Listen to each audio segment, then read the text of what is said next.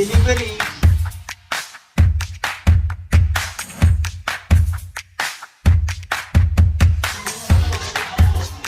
Shabrada Delivery.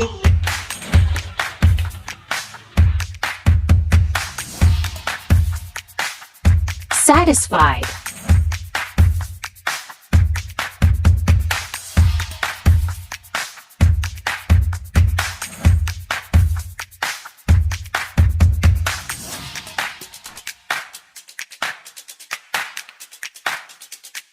Not satisfied.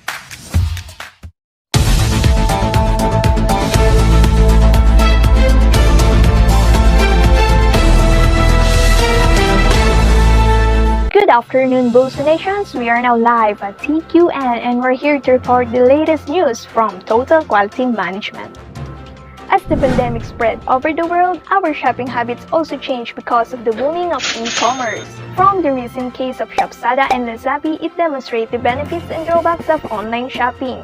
That is why it is critical to understand what is service quality is and how it affects the customer's satisfaction.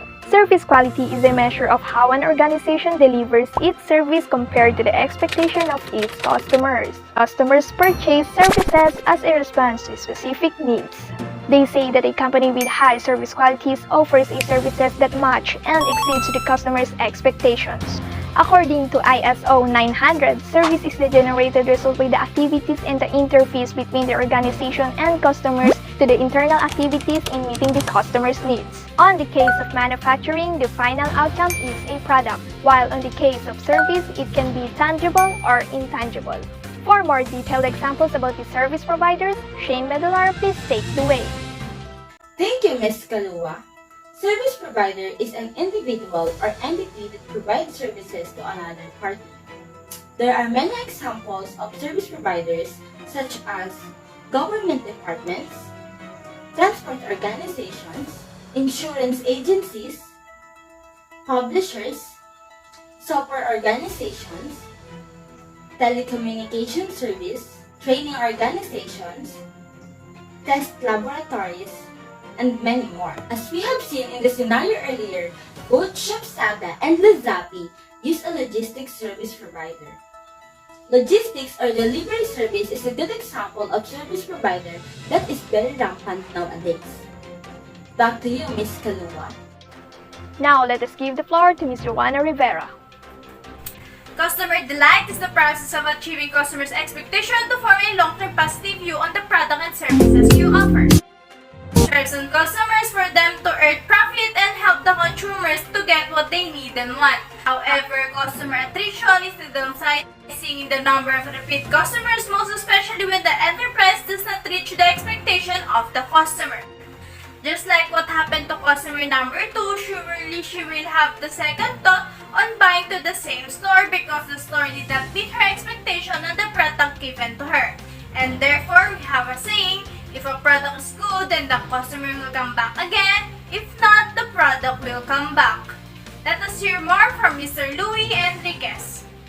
A new study reveals that 50% of defects in service industry is caused by misunderstanding of needs and requirements of the customers. The study is applicable to all kinds of service in the industry. It is suggested that the customer contact personnel should give a full attention not just to customers' needs but also to implied requirements. It is indicated that if this continue or not given attention, the service industry could slowly have bad reputation, resulting to decline in demand. Thank you, Mr. Louis. A company or a service provider has indeed had to meet the customer's requirement to provide satisfaction. These requirements are divided into two: the contractual and non-contractual requirements. The quality of the products or service, price, and even delivery time are only some of the parameters of contractual requirements. The company must also focus on the environment of their business and on how they treat their customers, as these are some of the parameters of non-contractual requirements. These parameters will help the company to achieve satisfaction they want to provide to their customers. To support the topic, let us have Ms. Gina Dolor. In customer service, you must obtain these attributes given in the acronym COMFORT. First, C stands for caring. As a customer service employee, they must hear out all the needs, wants and feeling of the customer and give what the customer is wanted. Next is O for observant.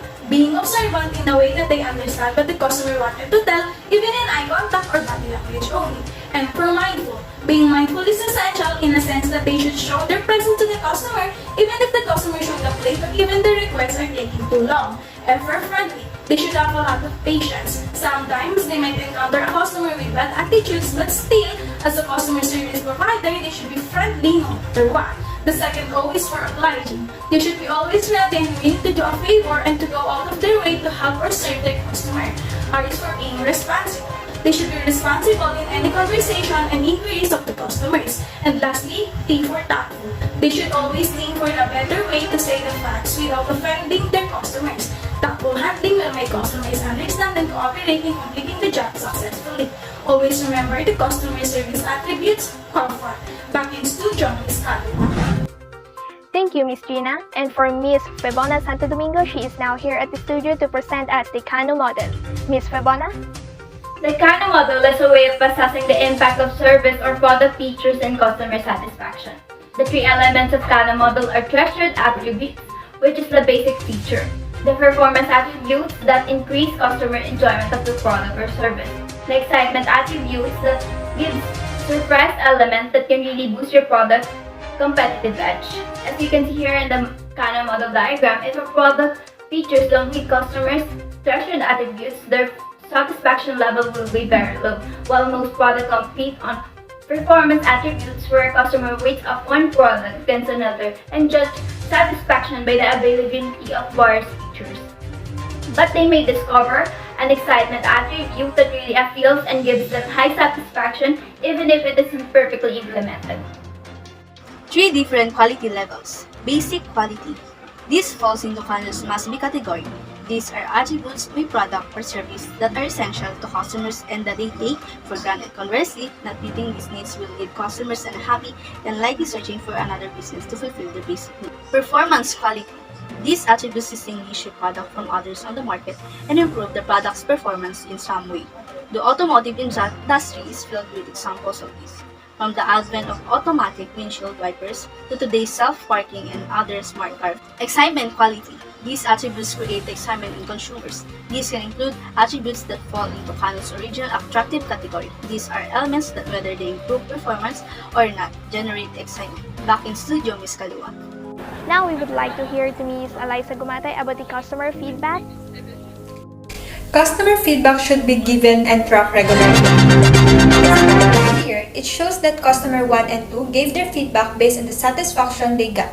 With that, the organization will discover the source of customer dissatisfaction, identify areas where the company can improve, and determine the relative importance of quality.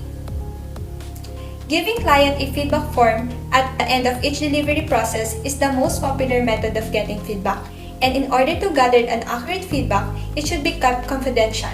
Following the collection of feedback data, it should be analyzed by putting it into chart and displaying on the organization bulletin board. This benefits the organization in the following ways. First is that the customer discover that the company values their feedback.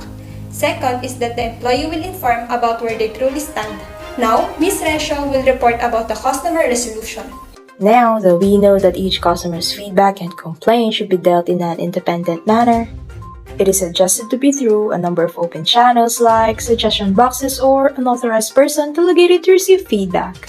The question is, how should customers' complaints be properly resolved? According to experts of total quality management, the very first thing to do is to create an entry of complaints into the database or register of complaints. This is essential for the reasons that first, to keep track of complaints. Second, to analyze the root cause of complaints and customer quality and take corrective and preventive actions to avoid it from recurring. And third, for other statistical purposes of the company. From then on, the resolution of complaints is to be handled by the senior management personnel. I would like to give the floor to Ms. Cristina Santos for more information. Having a team studying the complaints made by the customers is one of the ways to solve a complaint. The team verifying what is true should do it thoroughly and independently. Approach the complaint with an open mind to analyze such mistakes made by the organization. Giving benefit of the doubt to the customers and avoiding jumping into wrong conclusions is another way to deal with customers and their complaints. Keep an open mind about your customers and their actions. Let us hear more from Ms. Mika De Veras. Thank you, Ms. Christina. Continuing the topic, satisfying annoying customers is also one of the ways to resolve complaints. Customers who's creating unnecessary problems for the organization are inevitable. That is why organizations should handle the annoying customers properly. And last of complaint resolution is complaint recovery process. It includes receiving complaints, processing them, communicating properly to the customers, and resolving their issues related with the organization. Through this process, customers will be satisfied. And that is all for today's Quality News. Back to you, Ms. Kalua. Thank you, Ms. Mika. And that's our latest report for today. My name is Kalua Cherise L. La Torre, and thank you for listening and watching TQN that serves you a total quality news.